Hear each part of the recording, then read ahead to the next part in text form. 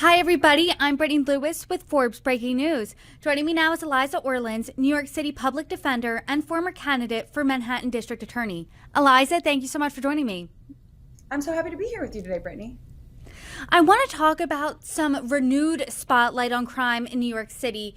Over the past few weeks, we have seen viral accounts of men apparently punching young women in the face all throughout the city.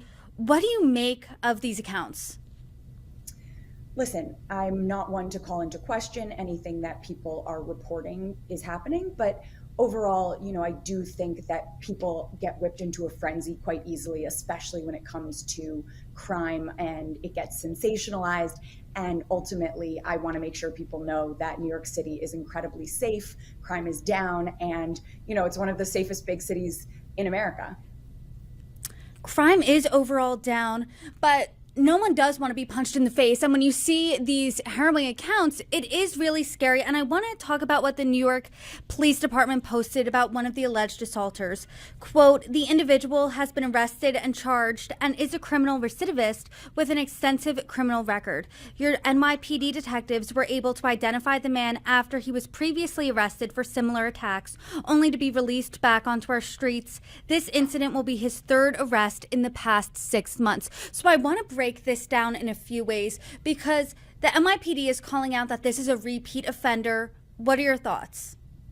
Well, first of all, I think that we should take everything that the NYPD says with a grain of salt. They regularly put out press releases and say things and make statements that don't comport with what the reality of the situation is. They are frequently misleading, and they'll put out things, and then later when body-worn camera video comes out or when the facts come out, the NYPD is proven wrong time and time again. So first and foremost, I think that we should not be accepting any statement made by the NYPD as fact. So when you say that they have a different reality of the situation, in your opinion, what's the reality of the situation? Well, so unfortunately, because I'm not privy to who was arrested, I don't know that person's name. I don't have an ability to look up their rap sheet. I don't know whether or not their prior arrests were real cases or whether those were cases that were ultimately dismissed, whether this person is being targeted by the NYPD, whether this is even the person, whether they even got the right person. There are so many things that remain to be seen. Thankfully, we live in a country where you're innocent until proven guilty. And right now, it's just an accusation. Whether or not the facts will bear out, whether or not this person will end up being convicted of this still remains to be seen. We've seen in headlines in recent months, whenever there's crimes like this that happen, the viral moments of people getting punched in the face, that the officer who died in the line of duty, and there's always the conversation of bail reform. How do you square bail reform away when it comes into this conversation? So, it's unbelievable the number of things that people are willing to scapegoat bail reform with being the cause of. For the most part, the things that are happening have absolutely nothing to do with bail reform. And in fact, bail reform is an excellent policy and will keep our city safer and has already done so, given that crime is down. Bail reform was put into place so that people who are presumed innocent, who simply lack the means to afford to buy their freedom, don't sit in custody for days, weeks, months, or even years waiting for their day in court, waiting for their trial. Obviously the case of Khalif Browder is the one that comes to everyone's mind. Someone, a young kid who was accused of stealing a backpack, who spent 3 years at Rikers Island before his case was dismissed because he and his family could not afford to pay the monetary bail, just a few $1,000s. And ultimately he took his own life based on having spent that time at Rikers Island. He never recovered. So, bail reform is a good thing. It keeps us safe. And in fact, these short stints of pretrial detention lead to more crime because people who are held in custody often lose their jobs, they can lose their home, they can lose their children to foster care, and they come out worse than they were when they went in. And that is why we need bail reform to make sure that we are not just, detaining people in this wealth-based detention way. What do you say then to critics who say that bail reform makes this city less safe? Because one of those critics is the New York City Police Commissioner. He blamed some crime on repeat offenders. He said this, quote, "We're locking up the same people over and over again, and we lock up someone, district attorney puts bail on them, the judges let them go to walk our streets again. It's a broken system." So, A, what do you say to those critics? Well, I mean, the police commissioner has consistently been putting out misinformation. He fearmongers around crime. It's how they make their money, right? I mean, there's an 11 billion with a B billion-dollar budget for the NYPD, and then they still spend hundreds of millions of dollars additionally in taxpayer money for settlements when they abuse and assault and falsely arrest New Yorkers. So, I don't think we can take the New York police commissioner at his word. But furthermore, what I say to critics is that, in fact, bail reform is the right move. It does keep us safe. It enables people to continue working, to continue providing for their family, putting food on the table, keeping a stable home, and ultimately fight the charges against them without being coerced into guilty pleas, without, having to spend time at Rikers Island where they could potentially die. 31 people have died at Rikers Island since Mayor Adams took office, and it's absolutely tragic. And every single person who gets sent there, it's putting their life at risk. He's saying it's a broken system. Critics agree, obviously. You're saying this is not a broken system. This is actually making this. No, bail reform is not. Are you saying bail reform is a broken system? Listen, I think it's imperfect. I'm not like, I'm a champion of reforming our criminal legal system, but I certainly am not saying that the system is operating in a way that is anywhere near close to ideal. But I just think that we should be proponents of bail reform, and it's been very good for our city. And this is a really hot button issue, obviously. What do you think the disconnect is? I think that there is a failure to recognize on the part of many people that the prison industrial complex is a money-making machine, that people will often say, oh, but private prisons make money. No, every single jail and prison is making money. The Department of Corrections has this massive budget. The police have this massive budget. They need to justify that budget. They need to justify their existence. And if they can't fearmonger around crime and say, we need to have more police in the subway, we need to make more arrests, we need to lock up more people, then they will lose their livelihood. So there is an incentive, a monetary, a financial incentive on the part of the police commissioner, for example, to say, oh, our city's unsafe. Oh, we keep releasing people who should be locked up, because that's what they want to do. They want to continue this system. They want to continue to lock up poor people and Black and brown people for minor offenses.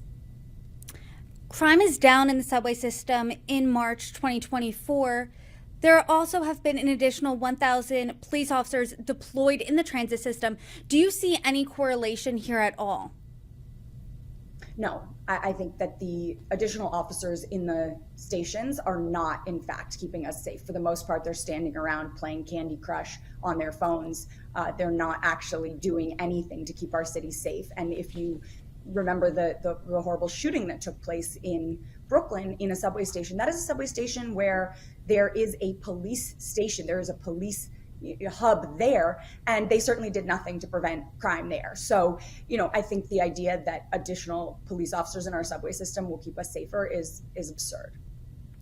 I know that this is a larger conversation that really can't be narrowed down into one response, but you're saying bail reform does work. It's imperfect, but it's going in the right direction. But overall, the system is broken. Do you think that's what you're saying? And if so, how do we fix it or go in the right direction, in your opinion? Well, you mentioned in my intro that I formerly ran for Manhattan District Attorney. I see that this system, and often I don't call it broken. I say the system is operating as designed. It's operating in a way that continues to marginalize and oppress people from marginalized communities already.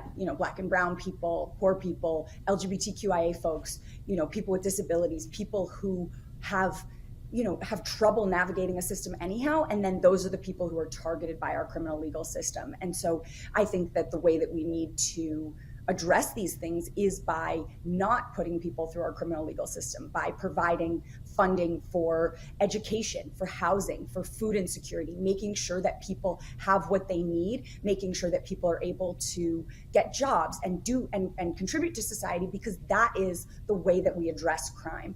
People receiving mental health treatment and treatment for substance use disorder, not being locked up for those things. That is what would create a much better system and a much better society. Republicans would say, not all, but some would say that response is what's considered soft on crime. What do you say to that? It's funny because they often do say that. They use the phrase soft on crime.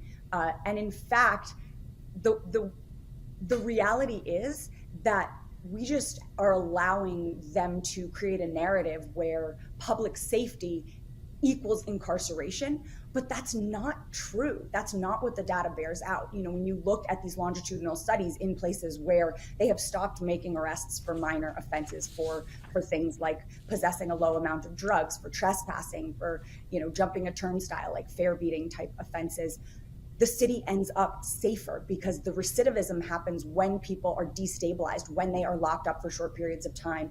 If they had a job, they lose that job. If you miss work for a few days, if you just don't show up for your job, you lose your job. Then you can't pay your rent, you lose your home. That is what creates more crime, as opposed to the alternative, which is making sure that we reallocate resources from police departments into things like housing, like education, like treatment programs, because that is how we would keep people safe.